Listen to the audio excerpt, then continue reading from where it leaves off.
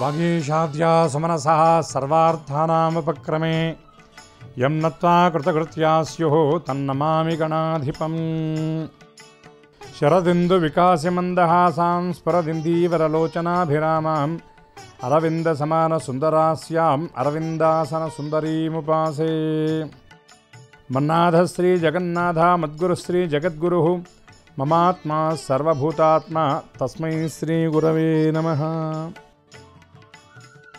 శ్రీ గణేశాయ నమః. శారదా గురుభ్యో నమః.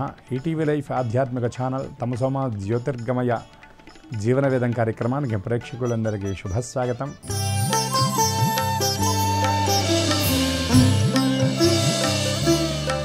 వేదో నిత్యమధీయతాం అని శంకర భగవత్పాదుల వారు చెప్తారు. వేదాన్ని నిత్యం అధ్యయనం చేయమని, వేదంలో ఉన్నటువంటి విషయాలను అందరం గ్రహించమని, ఆధునిక జీవనానికి కూడా వేదంలో ఉన్నటువంటి విజ్ఞానం చాలా ఉపయుక్తమని మనకు పెద్దల ద్వారా తెలియవస్తున్నటువంటి విషయం ఇది. విద్ అనేటటువంటి ధాతువు ద్వారా వేదం అనేటటువంటి పదం ఏర్పడింది అన్నటువంటి విషయం కూడా మనకి పెద్దల ద్వారా విదితమే.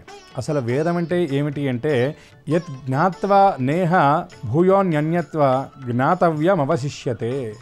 అంటే దేనిని మనం పరిపూర్ణంగా తెలుసుకుంటే ఇక మనం వేరే ఏది కూడా తెలుసుకోవలసినటువంటి అవసరం రాదో, అంటే అందులో పరిపూర్ణమైనటువంటి జ్ఞానము, పరిపూర్ణమైనటువంటి విషయం ఉంటుందో దాన్ని వేదం అని అన్నారు. అయితే అందరం వేదాన్ని తెలుసుకోగలమా అంటే పరమ ప్రయోజనం కోసం ఋషులు మనందరి కోసం వాళ్ళు ఏం చేశారంటే ఆ వేదాన్ని వాళ్ళు దర్శించారు, మంత్రాన్ని వాళ్ళు దర్శించారు. అందుకే వేదానికి ఎప్పుడు కూడా స్రష్టలు ఉండరు, ద్రష్టలు ఉంటారు. స్రష్టలు అంటే సృష్టించినటువంటి వాళ్ళు. వేదం ఎవరి చేత సృష్టించబడింది కాదు, ఎవరి చేత వ్రాయబడింది కాదు, ఎవరి చేత ప్రత్యేకంగా చెప్పబడింది కాదు. వేదం అనేది శృతి అంటే వినడం చేత ధారణ చేసి, ఇంకా తపస్సంపన్నులైనటువంటి ఋషులు ద్రష్టలు దాన్ని దర్శించగలిగారు. ఇప్పుడు ఉదాహరణకు ఏదైనా మనం ఒక మంత్రాన్ని ఉపాసించేటప్పుడు దాన్ని అనుష్ఠానంలో ఉపాసించగా ఆ ఉపాసన స్థాయి అనేది గనక మనకి ఆ వృద్ధిలోకి వస్తే ఆ మంత్రదేవతను మనం దర్శించగలుగుతాం. ఋషులు కూడా అదేవిధంగా వాళ్ళకు ఉన్నటువంటి సాధనా సంపత్తి చేత వాళ్ళు ఆ మంత్రాన్ని, మంత్రదేవతని వాళ్ళు దర్శించగలిగారు. అందుకే వాళ్ళని ఏమంటారంటే మంత్రద్రష్టలు అంటారు. మనకెవరైనా పెద్దలు ఎక్కడైనా ఎదురుపడ్డప్పుడు వాళ్ళు మంచి అనుష్ఠాతలైతే వాళ్ళ గురించి పరిచయం చేస్తూ వీరు మంచి మంత్రద్రష్ట అంటారు. అంటే ఏ మంత్రాన్నైతే వారు ఉపాసిస్తున్నారో ఆ మంత్రదేవతను వారు దర్శించగలిగారు. ఇంకా ఉపాసనలో, అనుష్ఠానంలో బలమైనటువంటి వారు ఆ మంత్రదేవతతో సంభాషించగలిగినటువంటి సామర్థ్యం కూడా కలిగి ఉంటారు. అయితే ఇవన్నీ సాధ్యమేనా అండి అంటే యథార్థంగా వేదంలో ఉన్నటువంటి జ్ఞానాన్ని ఎవరు తెలుసుకోగలుగుతారు, మంత్రానికి ఉన్నటువంటి బలాన్ని ఎవరు తెలుసుకోగలుగుతారు అంటే దాని మీద నమ్మిక, పూనిక ఉన్నటువంటి వాళ్ళు మాత్రమే అందులో ఉన్నటువంటి విషయాన్ని గ్రహించగలుగుతారు. దీని మీదైనా విశ్వాసం అనేది ప్రధానంగా ఉండాలి. అందుకే ఒక మాట పెద్దలు అంటూ ఉంటారు, బిలీఫ్ ఉంటే రిలీఫ్ అనేది సాధ్యమవుతూ ఉంటుంది. అందుకే విశ్వాసం అనేది మూలంగా ఉంటుంది దేనికైనా సరే. ఎందుకంటే పూర్వం ఒక వేదంలో ఉన్నటువంటి ఒక అద్భుతమైనటువంటి కథ ఉంటుంది. ఏమిటా కథ అంటే వేద జ్ఞానాన్ని అందరూ కూడా సముపార్జన చేస్తూ, వేదంలో ఉన్నటువంటి ధర్మాన్ని అందరూ కూడా చక్కగా అనుష్ఠిస్తూ, ధర్మానువర్తనమైనటువంటి జీవనం చేస్తూ సృష్టిలో ఉన్నటువంటి జంతుజాలం అంతా కూడా పెరుగుతూ పోతూ ఉందిట. అటువంటి సమయంలో సమవర్తిగా చెప్పబడినటువంటి ఆ కాలస్వరూపుడిగా ఉన్నటువంటి దక్షిణ దిక్కుకు అధిపతి అయినటువంటి యమధర్మరాజు బ్రహ్మదేవుడి దగ్గరకు వచ్చేట. స్వామి, సృష్టి అంతా కూడా అనంతంగా పెరిగిపోతూ ఉంది, దానికి కారణం ఏమిటి అంటే అందరూ వేదంలో ఉన్నటువంటి ధర్మాన్ని వాళ్ళు తెలుసుకోవటం, అధ్యయనం చేయటం, అనుష్ఠించటం వల్ల ఎవరు కూడా పాపకర్మలను అనేటటువంటి దాన్ని వాళ్ళు ఆచరించట్లేదు. తద్వారా జంతుజాలం అనేది పెరిగిపోతూ ఉంది. దీనికోసం ఏమి చేయాలి అని అంటే అప్పుడు బ్రహ్మదేవుడు చెప్పాట, ఓ యమధర్మరాజా, నీకు నేను 2 సహాయకులను నేను ఇస్తాను. ఆ ఇద్దరి ద్వారా ఈ సృష్టి అనేది అంటే జంతుజాలం అనేది పాపకర్మల వైపు వాళ్ళు ఆకర్షింపబడి వాళ్ళు చేసేటటువంటి పని యొక్క పరమ ప్రయోజనాన్ని వాళ్ళు పొందకపోవడం వల్ల వాళ్ళు మరణాన్ని పొందుతారు, నీ మార్గం సుగమం అవుతుంది అని చెప్పి ఆయన చెప్పారు. ఆ చెప్పినప్పుడు బ్రహ్మదేవుడు 2 సహాయకుల్ని యమధర్మరాజుకి ఇవ్వడం జరిగింది. ఎవరు ఆ 2 సహాయకులంటే మొదటి వాడి పేరు అశ్రద్ధ, రెండవ వాడి పేరు దుర్మేధ. అశ్రద్ధ అంటే ఏమిటంటే వీడు సాధన చేస్తాడు, కానీ సాధన చేసేటటువంటి క్రమంలోనే ఇది నిజంగా ప్రయోజనాన్ని ఇస్తుందా అని ఆలోచిస్తాడు. అంటే విశ్వాసం లేకపోవటం. రెండవ వాడి పేరు ఏమిటంటే దుర్మేధ. వాడికి ఉన్నటువంటి ఆ తెలివితేటలు, ఆ జ్ఞానము సన్మార్గంలో కాకుండా ఇంకేదో వైపు దాన్ని తెలుసుకోవాలి, అందులో ఏముంది అనేటటువంటి విషయంగా వాడు ఆలోచిస్తాడు. అవసరమైనటువంటి విషయాలలో పరిశోధన చేయవచ్చు, కానీ అనవసరమైనటువంటి విషయాల్లో మనం పరిశోధన చేసామనుకోండి దానివల్ల ప్రయోజనం ఉండదు. ఉదాహరణకి మనం ఒక దృశ్యశ్రవణ యంత్రాన్ని టీవీ చూస్తూ ఉంటాం. ఆ టీవీలో ఇంకే విషయాలు వస్తాయి, దీన్ని ఏ రకంగా మనం వినియోగించుకోవాలి అనేటటువంటి ప్రయత్నం చేస్తే అది మేధ అవుతుంది. ఆ టీవీలో ఏముంది, అందులో ఏముంది, లేకపోతే ఆ కనబడేటటువంటి మనుషులు దాంట్లో ఉన్నారా అని మనం దాన్ని పగలగొట్టి చూసే ప్రయత్నం చేసామనుకోండి ఇది దుర్మేధ అవుతుంది.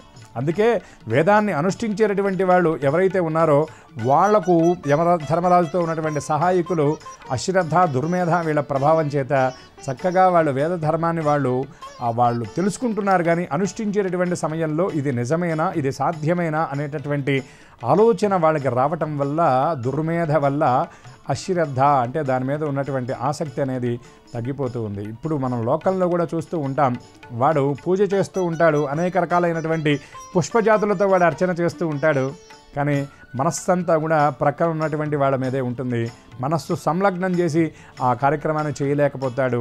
అందుకే దాన్ని ఏమంటారంటే అశ్రద్ధ అని పిలుస్తారు. ఇంతేకాకుండా ఒకానొక సమయంలో పార్వతీదేవి పరమేశ్వరుణ్ణి అడిగిందిట, ఓ మహానుభావ, ఎక్కడ చూసినా ప్రజలందరూ ఇంత అద్భుతమైనటువంటి పుణ్యకార్యాలు చేస్తున్నారు, ఎక్కడ చూస్తున్నా యాగాలు చేస్తున్నారు, యజ్ఞాలు చేస్తున్నారు, యాగశాలలు అంత అద్భుతంగా ఉన్నాయి, అక్కడ నుండి వచ్చేటటువంటి ఆ పొగ కూడా అద్భుతమైనటువంటి వెండి రెక్కలతో ఉన్నటువంటి గరుత్మంతుడిలాగా కనబడుతున్నాడు మనం ఈ లోకం నుండి చూస్తూ ఉంటే. కానీ ఇంతమంది భక్తులు క్యూలు కట్టి దేవాలయాలకు వెళుతున్నా, హుండీలు నెలల్లోనే నిండిపోతున్నా, లక్షల రూపాయల సంపాదన ఆదాయం అనేది దేవాలయాలకు వస్తున్నా, ఒక పక్క నరకలోకం కూడా అక్కడ హౌస్ఫుల్ అని బోర్డు పెట్టాల్సినటువంటి పరిస్థితి వస్తుంది. దేశంలో ఇంకా దుష్కర్మలు ప్రపంచంలో, లోకంలో జరుగుతూనే ఉన్నాయి, ఏమిటి దీనివల్ల అని అప్పుడు పరమేశ్వరుని పార్వతీదేవి అడిగితే ఆయన చెప్పాడ, ఓ పార్వతీదేవి, దీనిని నేను నీకు ప్రత్యక్షంగా నిరూపిస్తాను రా అని చెప్పాడ. చెప్పి పార్వతీ పరమేశ్వరుడు ఇద్దరు కూడా వృద్ధ దంపతుల రూపంలో కాశీ మహానగరంలో ఉన్నటువంటి గంగా నదీ తీరానికి వెళ్ళారట. వెళ్ళి అక్కడ కాశీనగరంలో ఉన్నటువంటి ఘాట్లు చాలా గొప్పగా ఉంటాయి. కాశీఖండంలో ఏ ఘాట్లో ఏ సమయంలో స్నానం చేస్తే ఎటువంటి ప్రయోజనం వస్తుంది అనేటటువంటి విషయాన్ని కూడా మనకి కాశీఖండం మొదలైనటువంటి గ్రంథాల ద్వారా చెప్పబడుతుంది. పెద్దలు కూడా అనేక విధాలుగా చెబుతూ ఉంటారు. అట్లా ఏదో ఒక గొప్ప ఘాట్ దగ్గరికి వెళ్ళారు. ఉదాహరణకి మణికర్ణిక ఘాట్ దగ్గరకో వెళ్ళారు. అక్కడ చాలామంది స్నానం చేసి పైకి వస్తున్నటువంటి సమయంలో మనుషుల యొక్క ఆలోచన విధానం ఇట్లా పాపకర్మలు ఎందుకున్నాయో నేను నీకు నిరూపిస్తానని పరమేశ్వరుడు చెప్పి ఆయన మాలిన్యం వెదజల్లేటటువంటి శరీరంతో అక్కడ ఉన్నటువంటి ఒక బురద గుంటలోకి ఆయన దిగాడు. పార్వతీదేవి ఒక వృద్ధ స్త్రీగా ఆవిడ రోధిస్తూ ఉంది, అయ్యా మీరందరూ స్నానం చేసి పైకి వస్తున్నారు, నా భర్త ఇక్కడ బురద గుంటలో ఉండిపోయాడు, ఎవరైనా ఆయన్ని పైకి లాగండి అని ఆవిడ రోధిస్తూ ఉంది. ఎవ్వరూ అటువైపుగా చూడట్లేదు. కానీ కొంతమంది దగ్గరకు వచ్చి లాగేటటువంటి ప్రయత్నం చేసేటటువంటి సమయంలో ఈ బురదలో ఉన్నటువంటి మాయా మానుష విగ్రహుడైనటువంటి మహేశ్వరుడు చెప్తూ ఉన్నాడు, అజా మీరు ఇప్పుడే స్నానం చేసేస్తున్నారు, పరమ పవిత్రమైనటువంటి గంగా స్నానం, గంగా పాపం అంటారు, గంగా పాపాన్ని హరిస్తుంది, గంగా గంగేతి యో బ్రూయాత్ యోజనానాం శతైరపి ముచ్యతే సర్వపాపేభ్య విష్ణులోకం సగచ్చతి అని చెప్తుంది. గంగలో మునగడం కాదు, గంగ తీర్థాన్ని సేవించడం కాదు. శంకర భగవత్పాదుల వారు కూడా చెప్తారు, గంగాజలవ కణికాపీత భగవద్గీత కించిత దహిత, గంగాజలవ కణికాపీత భగవద్గీతని ఒక్క శ్లోకాన్ని చదివితే చాలు, గంగ ఒక్క బిందువుని నాలుక పైన వేసుకుంటే చాలు, సకృతపి ఏన మురారి సమర్చ, విష్ణుమూర్తిని అర్చన ఒక్కసారి చేస్తే చాలు, దానివల్ల జన్మ చరితార్థం అవుతుందని చెప్తారు. అటువంటి గంగా స్నానం, గంగా అంటే చాలు పాపాలన్నీ నశిస్తాయి, విష్ణులోక సంప్రాప్తి కలుగుతుంది. అటువంటి గంగలో మీరు స్నానం చేసేస్తున్నారు కదా, నన్ను మీరు తాకినట్లయితే మీ పుణ్యమంతా పోయి నా పాపాలన్నీ మీకు అంటుకుంటాయి అని అందులో ఉన్నటువంటి ఆ మానుష విగ్రహుడిగా మాయతో ఉన్నటువంటి మహేశ్వరుడు చెప్పాట. చాలామంది దగ్గర దాకా వచ్చి చెయ్యి అందించే ప్రయత్నం చేస్తున్నారు, కానీ పాపాలు అంటుతాయి అనేటటువంటి భయంతో అందరూ కూడా పారిపోతున్నారు. అలా వెడుతున్నటువంటి సమయంలో ఎక్కడో ఒకడు ఉంటాడండి, గంజాయి వనంలో తులసి మొక్క లాంటి వాడు. అతను దగ్గరకు వచ్చేటటువంటి ప్రయత్నం చేశాడు. మహేశ్వరుడు చెప్పాడు, నాయన నా పాపాలన్నీ నీకు వస్తాయని చెప్పాడు. అతను అన్నాడు, అయినా పర్వాలేదు అన్నాడు. అంటే ఆయన అడిగాడు, నీకెందుకయ్యా ఇంత ధైర్యం? ఇప్పుడు నువ్వు గంగలో మునిగొస్తున్నావు, నీ పుణ్యమంతా నాకు వస్తుంది, నా పాపమంతా నీకు వస్తుందని చెప్పినా నీవు నా చేతిని పట్టుకుంటున్నావు కదా అంటే ఆయన అన్నాడు, స్వామి మిమ్మల్ని పైకి తీసుకొచ్చిన తరువాత మీ పాపాలన్నీ నా శరీరానికి అంటిన తర్వాత నేను మళ్ళీ వెళ్ళి గంగలో మునుగుతాను, నా పాపాలన్నీ పరిహరింపబడతాయి. అంటే ఆ నమ్మిక పూనిక అనేది అతనికి ఉంది కాబట్టి ఆ చేయి పట్టుకోగలిగాడు. అప్పుడు పార్వతీ పరమేశ్వరులు వాళ్ళ నిజరూపాన్ని అతనికి అనుగ్రహించి అతన్ని ధన్యుణ్ణి చేశారు. అంటే పార్వతీదేవికి పరమేశ్వరుడు దీని ద్వారా చెప్పినటువంటి విషయం ఏమిటంటే, చాలామంది పూజలు పునస్కారాలు ఇవన్నీ ప్రయోజనాన్ని ఆశించి చేస్తున్నారు తప్ప వాళ్ళకి విశ్వాసం అనేది చాలా తక్కువగా ఉంది. ఎవరికి విశ్వాసం లేదు, చేసేటటువంటి దాని మీద అసలు ఇది ఫలితాన్ని ఇస్తుందా లేదా అనేటటువంటి సంశయంతో వాళ్ళు చేస్తున్నారు కనుక దాని యొక్క పరిపూర్ణమైన ప్రయోజనాన్ని వాళ్ళు పొందలేకపోతున్నారు. సంశయాత్మ వినశ్యతి అని కూడా ఒక మాట మనకి శాస్త్రంలో చెప్పబడుతుంది. ఏదైనా ఒక పని చేసేటప్పుడు దాని మీద అనుమానంతో చేయకూడదు, విశ్వాసం అనేది పరిపూర్ణంగా ఉండాలి. మనకి మన వాంగ్మయంలో చూసినట్లయితే అద్భుతమైనటువంటి విశ్వాసం గురించి చాలా గొప్ప విషయాలు చెప్తారు. ఒకనాడు ఒక గురుకులంలో పిల్లలకు విద్యాభ్యాసం చేసేటటువంటి గురువు గారు ఆయన ప్రతినిత్యం కూడా ఉదయాన్నే ఉష్ణోదకాన్ని క్షీరాన్ని సేవించేటటువంటి వాడు. ఆయనకి పాలు ఎక్కడి నుండి తీసుకొస్తుంది అంటే, ఒక గోపకాంత పొరుగురు నుండి నది దాటి ఆయన కోసం పాలు తీసుకొస్తుంది. ఆవిడ వచ్చేటప్పటికి చాలా ఆలస్యం అవుతుంది. కానీ గురువు గారికి ఆహ్నికములు ఏవైతే నిత్యానుష్ఠానం ఏవైతే ఉన్నాయో ఇవన్నీ ప్రారంభించడానికి ముందే ఆయన పాలు త్రాగాలి, ఆయన శరీర ధర్మాన్ని అనుసరించి. ఆ అమ్మాయి చూస్తే చాలా ఆలస్యంగా వస్తుంది.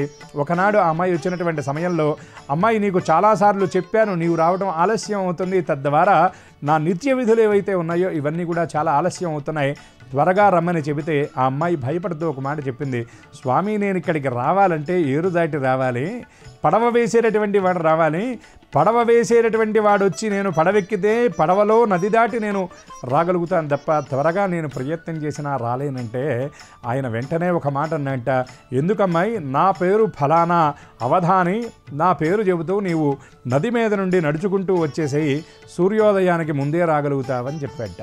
ఆ మాట చెప్పాడు. ఆయన నవ్వుకున్నాడు చెప్పినటువంటి మాటకి. ఆ అమ్మాయి వెళ్ళిపోయింది. ఆ గురువుగారు చక్కగా ఆయన విశ్రమించారు, రాత్రిపూట నిద్రపోతున్నారు. తెల్లవారుజామున సమయంలో ఆయన నిద్ర లేచేటటువంటి సమయంలో పాలు తెచ్చేటటువంటి అమ్మాయి పాలకొండతో అక్కడ సిద్ధంగా ఉందిట. ఆయన ఆ అమ్మాయిని చూసి ఆశ్చర్యపోయాడు. అమ్మాయి పడవ ఇంకా వేయలేదు కదా, ఏరు దాటి నీవు ఎలా వచ్చావంటే, అయ్యా మీరు చెప్పారు కదా మీ పేరు చెప్పుకుంటూ నది మీద నుండి నడిచిరమ్మని చెప్పారు, నేను అలాగే మీ పేరు స్మరిస్తూ నది మీద నుండి నడిచొచ్చాను అని ఆ అమ్మాయి చెప్పిందిట. అప్పుడు ఆయన అన్నాడు, ఎట్లా సాధ్యం, నేనేదో వ్యంగ్యంగా హాస్యంగా ఈ మాట చెప్పాను, ఇది అసాధ్యం కదా అంటే, లేదు స్వామి ఇది సుసాధ్యమే అని ఆ అమ్మాయి చెప్పిందిట.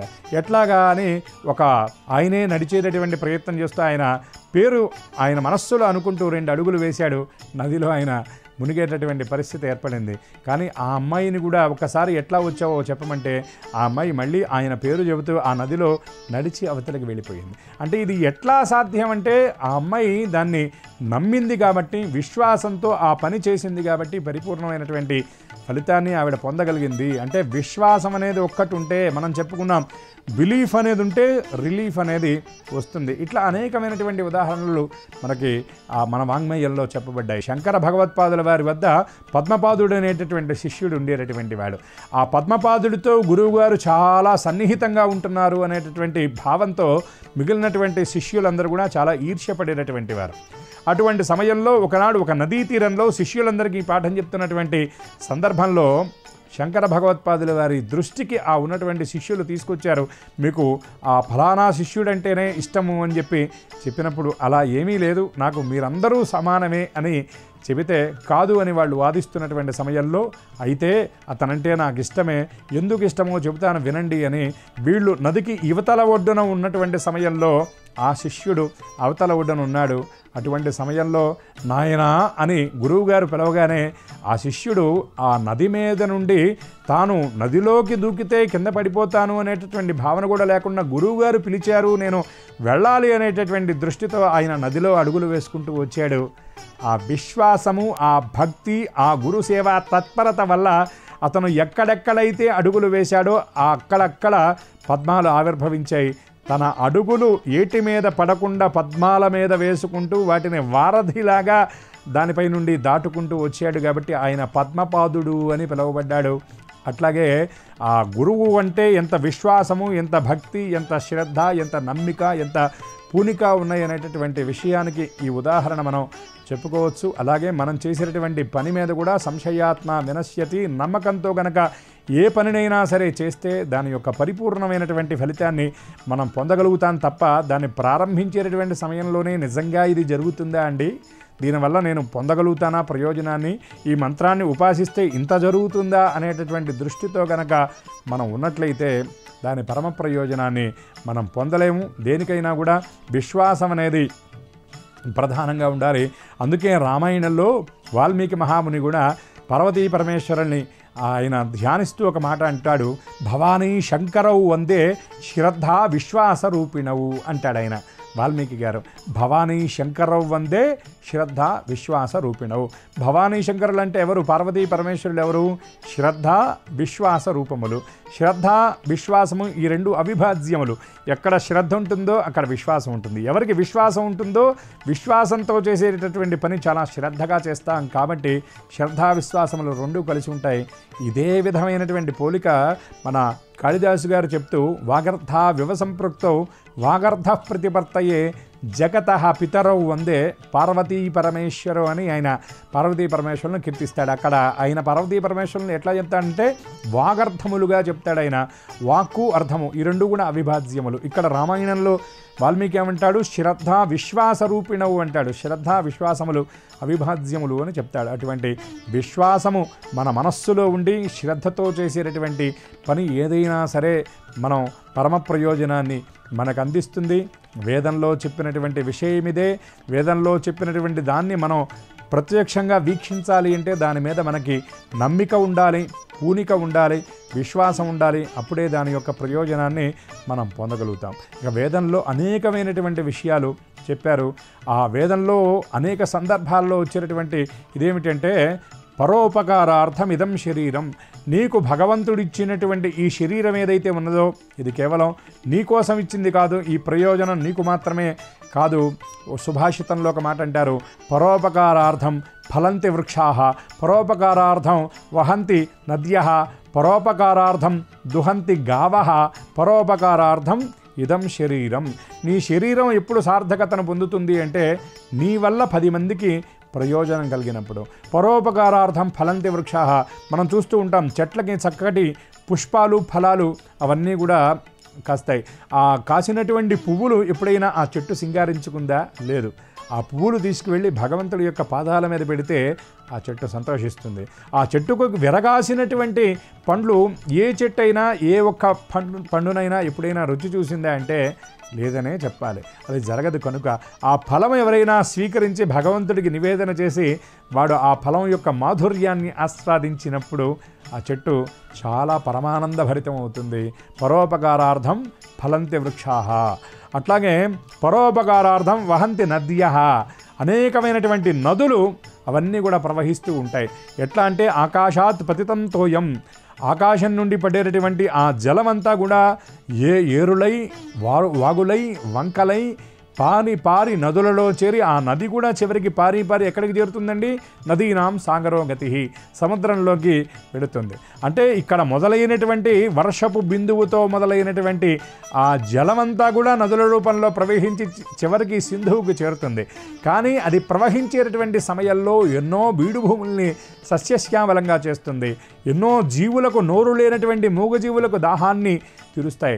ఎంతోమంది మనుషులకు ఆ ప్రాణభూతంగా అవి దాహాన్ని తీరుస్తాయి. ఇట్లా అనేకమైనటువంటి జీవులకు ప్రయోజనకరంగా నదులన్నీ కూడా ప్రవహిస్తాయి. అట్లాగే పరోపకారార్థం దుహంతి గావః, ఆ ఆవు తన బిడ్డ కోసం పాలు ఇవ్వటమే కాదు, చాలామంది బిడ్డలకు ఆకలి తీర్చేటటువంటి కామధేనువుగా, కల్పతరువుగా ఆ గోమాత ఉంటుంది. అంటే కేవలం తన బిడ్డ ఆకలి తీర్చడం కోసం కాకుండా చాలామంది తల్లి లేనటువంటి బిడ్డలకు కూడా ఆవు పాలు పోసి పెంచుతారు. అందుకే గోమాత అని మన సంప్రదాయంలో పిలుస్తారు. పరోపకారార్థం దుహంతి గావహ. ఇక మనకున్నటువంటి శరీరం ఏమిటంటే పరోపకారార్థం ఇదం శరీరం. ఈ శరీరాన్ని పరులకు ఉపకారం చేయడం కోసమే మనం వినియోగించాలి. ఇది వేదంలో చెప్పినటువంటి ధర్మం. వేదంలో చెప్పినవేవి కూడా మనకి అసాధ్యమైనవి, అసత్యమైనవి వేదం ఎప్పుడు ఎక్కడ చెప్పదు. దాన్ని మనం అన్వయించుకోవడంలో లోపం అయి ఉండవచ్చు. ఇప్పుడు ఉదాహరణకి మనకి దాని విషయం తెలియకపోతే ఇది తప్పు అని మనం అనుకుంటానికి లేదు. తెలిసినటువంటి వాళ్ళ దగ్గరికి వెళ్ళి మనం వాళ్ళని సంప్రదించి వాళ్ళ ద్వారా తెలుసుకోవాలి. ఇది వేదంలో ఉన్నటువంటి గొప్పతనం ఇది. కాబట్టి వేదో నిత్యమధీయతామని శంకర భగవత్పాదుల వారు చెప్పినట్టుగా వేద ధర్మాన్ని మనందరం ఆచరించాలి. ఆ ధర్మాన్ని ఆచరించి దాని యొక్క పరమ ప్రయోజనాన్ని మనం పొందాలి. పెద్దలు ఒక మాట అంటారు, ధర్మో రక్షతి రక్షితః అని. ధర్మాన్ని నీవు రక్షిస్తే నీవు రక్షించినటువంటి ధర్మం నిన్ను రక్షిస్తుంది అని. రక్షించడం అంటే ఏమిటండి? నీ చేత రక్షింపబడేటటువంటి నీ రక్షణ కోసం ఎదురు చూసేటటువంటి దయనీయ స్థితిలో ధర్మం ఉందా అంటే లేదు. ధర్మాన్ని రక్షించేటటువంటి పరమోత్కృష్ట స్థితిలో నీవు ఉన్నావా అంటే అది కాదు. అక్కడ ధర్మో రక్షతి అంటే నీ ధర్మం ఏదైతే ఉన్నదో దాన్ని నీవు ఆచరించినట్లయితే నీవు ఆచరించినటువంటి ధర్మం నిన్ను రక్షిస్తుంది. అట్లాగే భగవద్గీతలో కృష్ణ పరమాత్మ చెప్తాడు, శ్రేయాన్ స్వధర్మో విగుణః పరధర్మో భయావహ. నీకంటూ కొన్ని స్వధర్మాలు ఉంటాయి. పుత్రుడిగా పుత్రధర్మాలు, తండ్రిగా పితృధర్మాలు, అట్లాగే సఖుడిగా భ్రాతృధర్మాలు, ఇట్లా అనేకమైనటువంటి ధర్మాలు ప్రతివాడికి ఉంటాయి. ఈ ధర్మాలను నీవు అనుష్ఠించి వాటిని నిర్వర్తించి పరమ ప్రయోజనాన్ని నీవు పొంది ధర్మదేవత యొక్క దివ్య కృపను నీవు పొందగలుగుతావు. ఈ మాధ్యమం ద్వారా పరమాత్మ యొక్క దివ్యానుగ్రహం మనందరికీ లభించాలని, వేదంలో ఉన్నటువంటి సారాన్ని మనం గ్రహించేటటువంటి ఆసక్తిని, ఆ శక్తిని పరమాత్మ అనుగ్రహించాలని శ్రీయఃపతి శ్రీచరణాలను సాంజలిబద్ధంగా ప్రార్థిస్తూ స్వస్తి. ఈ కార్యక్రమాన్ని తిరిగి చూడాలనుకుంటే www.youtube.com/ETV Life Spiritual లో చూడవచ్చు.